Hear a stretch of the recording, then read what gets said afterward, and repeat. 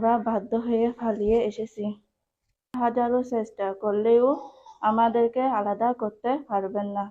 আমাদের ভালোবাসাকে মেনে নিয়ে আমাদেরকে আপনাদের সন্তান হিসাবে আমাদেরকে আপনাদের কাছে রাখার চেষ্টা করবেন ইনশাল্লাহ। আসসালামু আলাইকুম। আমার নাম আমিনাতুল উম্মা তাহাসি। আমার পিতার নাম হেলাল উদ্দিন। আমার মাতার নাম রজনী ইয়াসমিন রুনা। আমার গ্রাম শামরাপুর 1 নম্বর ওয়ার্ড বাহাসচারা টেকনাফ কক্সবাজার। আজকে এই লাইভ করার উদ্দেশ্য হলো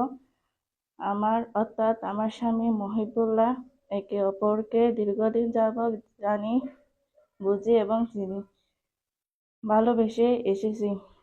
আমার পরিবার আমাদের ভালোবাসাকে মেনে না নেওয়া আমাকে তাদের পছন্দের ছেলের সাথে বিয়ে দেওয়ার জন্য জোরপূর্বক করে যাচ্ছে। এতে আমরা বাধ্য হয়ে পালিয়ে এসেছি। 6 লক্ষ টাকা মহারণার বিনিময়ে ইসলামিয়া শরিয়া অনুযায়ী বিয়েতে বাধ্য হয়েছি এবং যোগ্য আলেমের মাধ্যমে আদর সম্পন্ন করেছি। আলহামদুলিল্লাহ।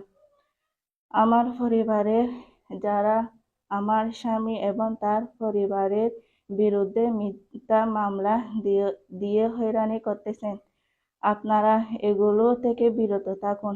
কারণ আমাকে কেউ অপহরণ করেনি, কেউ জোরপূর্বক আটকে রাখিনি। আমি নিজ ইচ্ছায় বুঝে শুনে চলে আসছি। মামলা দিয়ে হয়রানি করবেন না। আপনারা হাজারো চেষ্টা করলেও আমাদেরকে আলাদা করতে পারবেন না ইনশাল্লাহ। সবাই আমাদের জন্য দোয়া করবে। আসসালামু আলাইকুম রহমতুল্লাহ। আমার নাম মহিবুল্লাহ। আমার পিতার নাম হাশেম আলী। আমার মাতার নাম মনোয়ারা বেগম।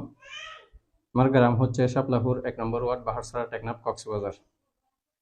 তো আমরা একে অপরকে দীর্ঘদিন যাবৎ চিনি এবং জানি। আমরা একে অপরকে অনেক ভালোবাসি। তো আমাদের ভালোবাসাকে আমাদের পরিবার মেনে না নেওয়াতে আমরা বাধ্য হয়েছি আজকে পালিয়ে এসে বিয়ে করার জন্য।